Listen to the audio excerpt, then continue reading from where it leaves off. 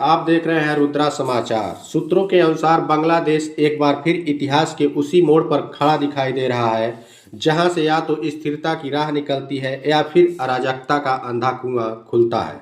पिछले कुछ महीनों में जिस तरह से बांग्लादेश की राजनीति ने करवट बदली है, उसने न केवल इस देश के नागरिकों को बल्कि पूरे दक्षिण एशिया को चिंता में डाल दिया है। शेख हसीना की सरकार के पतन के बाद जब नोबेल पुरस्कार विजेता डॉक्टर मोहम्मद यूनूस को अंतरिम सरकार की कमान सौंपी गई थी, तब देश और दुनिया में यह उम्मीद जगी थी कि अब बांग्लादेश में एक नया शांतिपूर्ण और लोकतांत्रिक अध्याय शुरू होगा। लेकिन आज हालात ऐसे बन चुके हैं कि वही यूनूस सरकार खुद अस्तित्व के संकट से जूझती नजर आ रही है। शेख हसीना का शासन बांग्लादेश के इतिहास में सबसे लंबा और सबसे विवादित दौर माना जाता है। उनकी सरकार पर विपक्ष को कुचलने, छात्रों पर दमन, प्रेस की आज़ादी और सत्ता के केंद्रीकरण जैसे आरोप लगातार लगते रहे। इसी असंतोष ने छात्र संगठनों और युवा आंदोलनों को जन्म दिया। यही छात्र शक्ति आगे चलकर एक बड़े जन आंदोलन में बदली, जिसने अतः शेख हसीना सरकार को सत्ता से बेदखल कर दिया। यह कहना गलत नहीं होगा कि मोहम्मद यूनूस सत्ता तक छात्र आंदोलनों की बदौलत पहुंचे थे। इंकलाब मंच, युवा क्रांतिकारी संगठन और विश्वविद्यालयों के छात्र समूह, इन्हीं के दबाव और सड़कों पर उतरने से अंतरिम सरकार की जरूरत पड़ी। उस समय यूनूस को उम्मीद की करण, साफ छवि वाला चेहरा, लोकतंत्र का रक्षक बताया गया।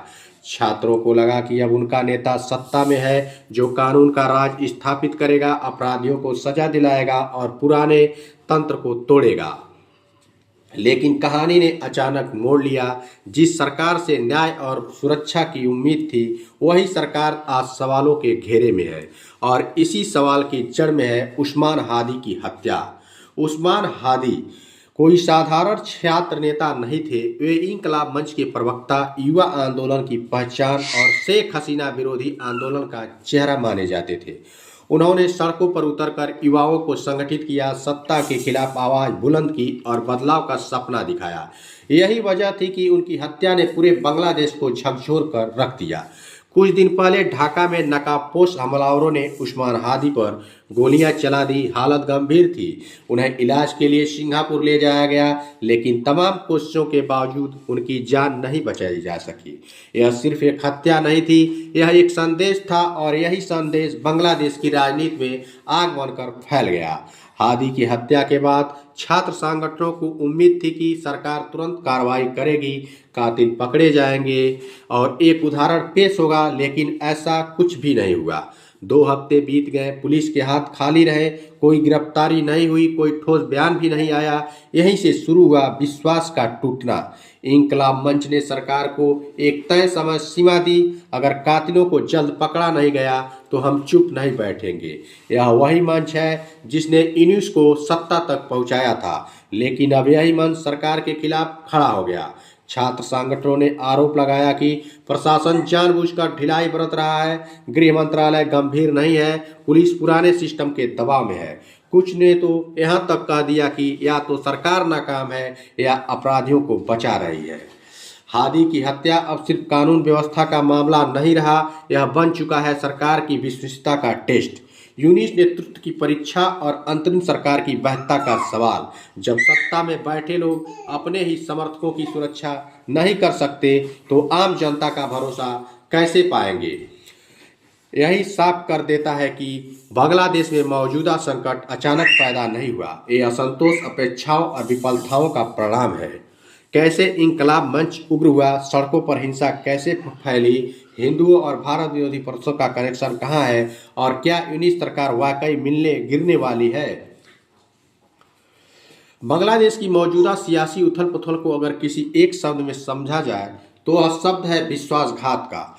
यह वह विश्वासघात जो छात्रों और युवा संगठनों को मोहम्मद यूनूस की अंतरिम सरकार में महसूस हो रहा है। जिस छात्र ने शेख हसीना की मजबूत सत्ता को हिला दिया, जिसने सड़कों पर उतरकर सरकार बदल दी, आज वही छात्र संगठन इंकलाब मंच खुले तौर पर कह रहा है यूनूस सरकार हमारे भरोसे पर खरी नहीं उतरी। इंकलाब मंच कोई अचानक पैदा हुआ संगठन नहीं है। यह मंच पिछले कई वर्षों से विश्वविद्यालय परिसरों, युवा आंदोलनों और शेख हसीना विरोधी प्रदर्शनों का केंद्र रहा है। शेख हसीना के शासन के अंतिम दौर में यही मंच था जिसने छात्रों को एकजुट किया, देशव्यापी प्रदर्शन करवाए और अंतरिम सरकार की मांग को जन आंदोलन बनाया। यूनिट सरकार का गठन सच कहा जाए तो इंकलाब मंच और उसके सहयोगी छात्र संगठनों की जीत थी। जब मोहम्मद यूनुस को अंतरिम सरकार की कमान सौंपी गई तो इंकलाब मंच और युवाओं को लगा कि अब दमनकारी सिस्टम टूटेगा, पुलिस जवाबदेह बनेगी, अपराधियों का संरक्षण नहीं मिलेगा और न्याय में देरी का दौर खत्म होगा। यूनुस की छवि एक ऐसे व्यक्ति की थी जो सत्ता की राजनीति से ऊपर है, जो भ्रष्ट नहीं है और जो नैतिक नेतृत्व का प्रतीक है। लेकिन यह उम्मीद ज्यादा देर तक नहीं टिक पाई। इंकलाब मंच के प्रवक्ता और प्रमुख युवा नेता उस्मान हादी की हत्या ने पूरे समीकरण को बदल दिया। यह हत्या सिर्फ एक व्यक्ति की नहीं थी, बल्कि एक आंदोलन की रीढ़ पर हमला था। हादी वही नेता थे जो सड़कों पर सबसे आगे रहते थे, जो सरकार को सीधी चुनौती देते थे और जो युवाओं के बीच सबसे लोकप्रिय थे। उनकी हत्या ने यह सवाल खड़ा कर दिया, अगर आंदोलन के नेता ही सुरक्षित नहीं है तो आम कार्यकर्ता क्या सुरक्षित रहेगा। हादी की हत्या के बाद इंकलाब मंच ने सरकार को साफ शब्दों में कहा, एक तय समय सीमा के भीतर कातिलों की गिरफ्तारी हो जाए और जांच पारदर्शी हो। लेकिन समय बीतता गया, दिन हफ्तों में बदले और हफ्ते खामोशी में। इंकलाब मंच ने पहली बार इतने खुले शब्दों में पुलिस प्रशासन पर हमला बोला। उनके आरोप थे, पुलिस जानबूझकर सुस्त है, केस को भटकाया जा रहा है, आरोपियों को बचाने की कोशिश हो रही है। कुछ नेताओं ने यह भी कहा, पुलिस आज भी पुराने शासकों के लोगों के इशारे पर काम कर रही है। यह बयान सीधे सीधे यूनुस सरकार की प्रशासनिक पकड़ पर सवाल था। गुस्सा सिर्फ पुलिस की समिति तक नहीं रहा, यह इंकलाब मंच ने गृह मंत्रालय को भी कटघरे में खड़ा कर दिया। छात्र नेताओं का कहना है, गृह सलाहकार ने कोई ठोस बयान नहीं दिया, कोई हाई लेवल एक्शन नहीं दिखा, न ही कोई स्पष्ट रोड मैप सामने आया। यही वजह है कि मंच का यह मानना है कि या तो सरकार हालात समझ नहीं पा रही है या फिर जानबूझकर आंखें मूंद बैठी है। जब समय सीमा खत्म हो गई और कोई नतीजा नहीं निकला तो इंकलाब मंच ने आर पार की लड़ाई का ऐलान कर दिया। एक बड़ी बैठक बुलाई गई, देश भर के छात्र नेताओं ने हिस्सा लिया और उसी बैठक के बाद यूनुस सरकार को सीधा अल्टीमेटम दिया गया, अगर हादी के कातिल नहीं पकड़े गए तो यह सरकार भी नहीं बचेगी।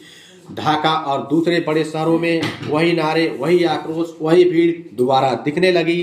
फर्क सिर्फ इतना है कि पहले निशाने पर शेख हसीना थी, अब निशाने पर मोहम्मद यूनुस है। बांग्लादेश का हालिया इतिहास यह बताता है कि जब छात्र और युवा संगठन किसी मुद्दे पर एकजुट हो जाते हैं तो वहाँ की सरकारें ज़्यादा देर तक नहीं टिक पाती हैं।